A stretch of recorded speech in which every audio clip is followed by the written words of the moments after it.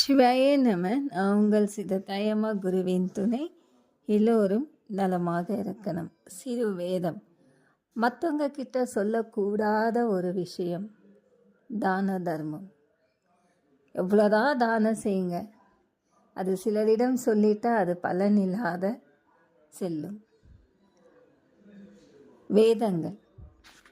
தானவே பிரதான தானம் பிரார்த்தன தானம் அஷ்டதேவம் சித்தபூர்வே மகாயோகம் தானவே புண்ணியயோகம் ஜென்ம மனுஷ அஷ்டநித்யயோகம் கலியோக சிஷ்டிவதனாய தேவகிருபையே புண்ணியயோகம் ஈலோக பரிக்ஷேத்ராய நமஸ்தனம் அஷ்டதேவம் தானமே பிரணயோகம் புண்ணியதானம் சர்வேஸ்வர அனுகிரக நித்திய பூஜ்யாய சர்வபுவதேவாய நமஸ்துதே. சர்வம் பவம். நம்ம தானம் செய்யும் போது யாருக்கும் அந்த தானத்தை பற்றி சொல்லக்கூடாதுன்னுவாங்க. நீங்கள் செய்கிற ஒரு விஷயத்தை இன்னொருடம் சொன்னாலே ஆபத்தாக இருக்கும். எந்த விஷயங்களும் சரி, ஒருவரிடம் பகிர்ந்து கொண்டாலே அது எப்படியாவது பரவிடும். அது நல்லதாக இருக்கட்டும், தவறான விஷயங்கள் இருக்கட்டும், எந்த ஒரு விஷயம் இருந்தாலும் சரி, யாரிடம் என்ன சொல்லணும் அப்படின்னு சிந்தித்து செயல்படுவது நன்மை. நிறைய பேருக்கு அது அறியாமல் ஒருவரிடம் பகிர்ந்து கொண்ட பிறகு ஆதரவு இருப்பாங்கன்னு நினைத்து பகிர்ந்து கொண்ட பிறகு அவர் மற்றவரிடம் சொல்லும் போது அதை நீங்கள் கேட்கும் போது உங்களுக்கு அது மனவேதனையாக இருக்கும். நான் நம்பிக்கையாக சொன்னேன், ஆனால் அவங்க என்னை அவமானம் படுத்திட்டாங்கன்னு நினைத்து வேதனைப்படுவாங்க. அதே போல தான் ஒரு தானமும். அந்த தானத்தை செய்த பிறகு இன்னவரிடம் பகிர்ந்து கொண்டால் அது தவறாக இருக்கும். தவறுனா அந்த புண்ணியம் சேராது, அது தவறு தான். நீங்கள் செய்கிற தானம் இறைவனுக்கு தெரியும். ஆனால் நீங்கள் இன்னவரிடம் சொல்லலாம், இந்த தானத்தை நீங்கள் செய்யுங்க, இந்த தானம் செய்யும் போது நான் கஷ்டத்தில் இருந்தேன், அந்த தானம் எனக்கு அந்த நேரத்தில் மிகவும் ஆதரவாக இருந்தது.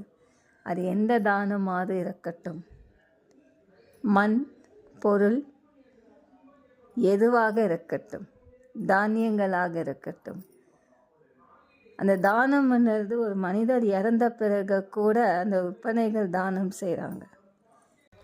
நிறைய பேர் அந்த தானம் செய்யாத அவங்க வேதனைப்படுவாங்க. என்னிடம் இருந்தால் நான் தானம் செஞ்சுருப்பேனே, என்னிடமே இல்லையே, நான் எப்படி அவங்களுக்கு நான் தானம் செய்வேன். பொருளாதாரம் இருக்கட்டும், ஐஸ்வர்யம் இருக்கட்டும், வஸ்திரங்கள் இருக்கட்டும், நிலம் இருக்கட்டும், ஒருவருக்கு அந்த தானம் கொடுப்பதற்கு அந்த மனசு இருந்தால் தான் தானம் செய்ய முடியும். அப்படி இல்லைன்னா செய்ய முடியாது. கொடுத்துடுவாங்க, அதன் பிறகு சிந்திப்பாங்க, ஐயோ கொடுத்துட்டோமே, நம்ம செய்யலாமா, அது என்னிடம் இருந்தால் நான் பயன்படுத்தி இருப்பேனே அப்படின்னு கொடுத்து அந்த மாதிரி சிந்திப்பதே ஒரு தவறு. அந்த தானம் கொடுத்துட்டு மற்றவரிடமெல்லாம் சொல்லுவாங்க, நான் இதை செய்தேன், நான் தானம் செய்தேன், நான் பணம் உதவி செய்கிறேன், அவங்களுக்கு நன்றி இல்லை. இப்படி பல விஷயங்கள் அவங்க பகிர்ந்து கொள்ளும் போது அந்த தானம் புண்ணியம் இல்லாத போகும். நீங்கள் செய்கிற தானத்தால் என்ன நன்மையாகும்? அந்த தானம்தான் ஒரு மரணம் அடைந்த பிறகு, அந்த ஆத்மா போன பிறகு அதில் கணிக்கை உண்டு.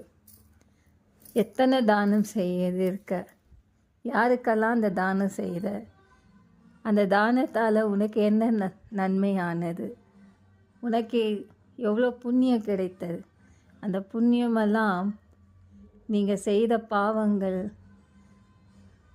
சாபங்கள், தோஷங்களெல்லாம் நீங்கி உங்களுக்கு மறுபிறவி இதே லோகத்தில் மறுபிறவி நீங்கள் எடுக்கிற யோகங்கள் உண்டு.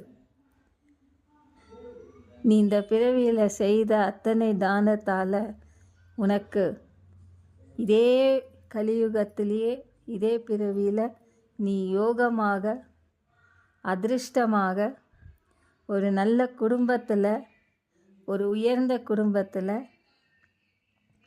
எந்த ஒரு கஷ்டமும் படாத நீ நலமாக போய் சந்தோஷமாக இருப்ப.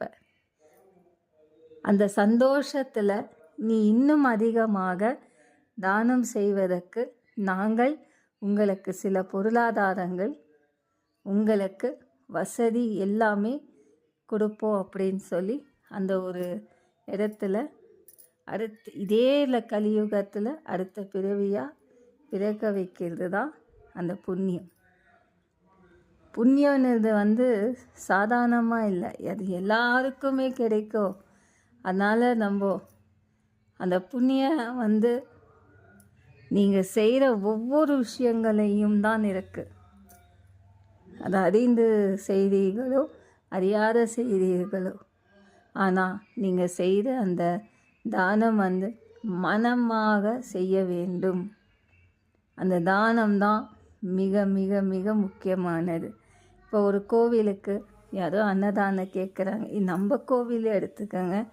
நான் பக்தர்களிடம் இந்த மாதிரி கோவிலில் அன்னதானம் போடுறோம், உங்களால் முடிஞ்ச உதவி செய்யுங்கன்னும் போது அந்த ஒரு காணிக்கையாவது அந்த இறைவனுக்கு சேரும் போது அதுதான் புண்ணியம். நீங்கள் என்ன வேணாலும் செய்யுங்கம்மா, நான் உங்களுக்கு இருக்கேன்னு சொல்லி அந்த ஆதரவு கொடுக்கறது தான் அந்த குடும்பத்துக்கு புண்ணியம் செய்கிறோன்னுவாங்க. கோவிலில் கொடுக்குற பிரசாதத்துக்கும் அபிஷேகத்துக்கும் கோவிலுக்குன்னு கொடுக்குற காணிக்கையே புண்ணியம்தான்.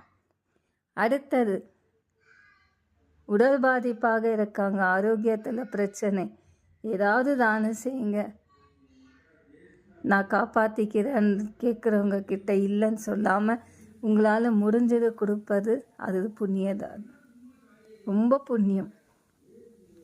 ஒருவர் இறந்த பிறகு அந்த இறந்த உடனே நீங்கள் போய் அந்த இடத்துல அவங்களுக்காக ஆத்மா சாந்த ஆகணும்னு சொல்லி அந்த பந்தத்தில் நீங்கள் கலந்து அவங்களுக்கு உண்டான சாங்கியத்தில் நீங்கள் அந்த இடத்துல இருந்து அந்த ஆத்மாக்காக நீங்கள் அந்த நேரத்தில் செய்கிற ஒரு சின்ன சேவை புண்ணியம், அது ஒரு பெரிய புண்ணியம்.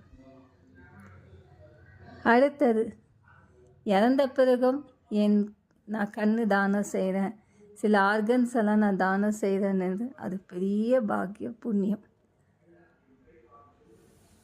இல்லாதவங்களுக்கு நீங்கள் வஸ்திர தானமாகட்டும், உடை தானமாகட்டும், பொருள் தானமாகட்டும், தானியங்கள் தானம் கொடுப்பது அதுவும் புண்ணியம். கோடி புண்ணியம் எது? அனாதையா, எந்த பந்தம் இல்லை, எந்த சொந்தம் இல்லை, எனக்குன்னு யாரும் இல்லை, அவங்களுக்கு நீங்கள் ஆதரவாக இருக்கீங்க, அவங்களுக்கு ஒரு வழிகாட்டலாக இருக்கிற மட்டும் உங்கள் ஆதரவு அவங்களுக்கு இருக்குன்னா அது கோடி புண்ணியம்.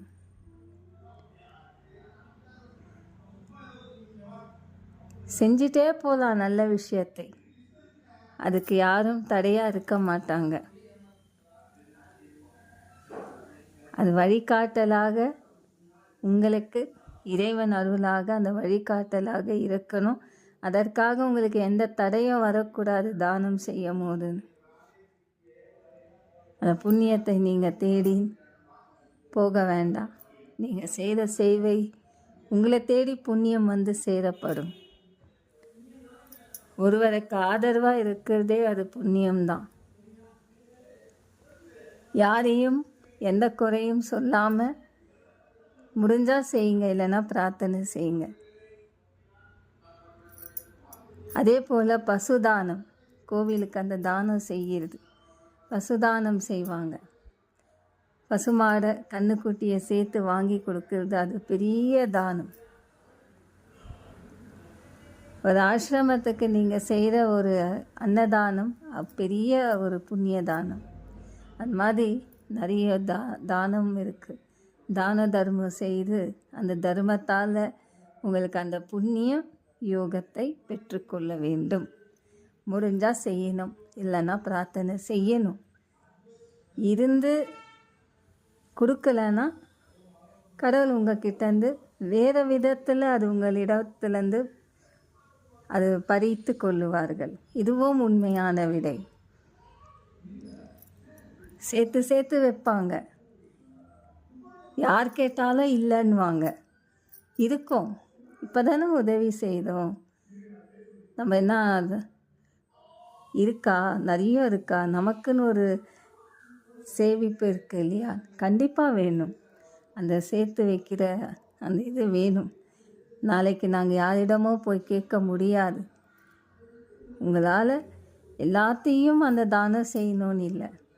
அந்த ஒரு பாகம் தானத்துக்கு நீங்கள் எடுத்து வைத்தால்தான் பல மடங்கு உங்களுக்கு சேரப்படும். சில பேர் இருக்கோம், இல்லை இல்லை இல்லை இல்லைன்னுவாங்க. அப்படி இல்லாமல் அந்த ஒரு தானம் செய்வதால் உங்களுக்கு அது குறைஞ்சு போகாது. அதனால் அந்த ஒரு பாகம் தானத்துக்கு நீங்கள் கொடுப்பது நன்மை. இந்த வேதம் எல்லோருக்கும் சமர்ப்பணம். சிவாய நம. குருவின் துணை.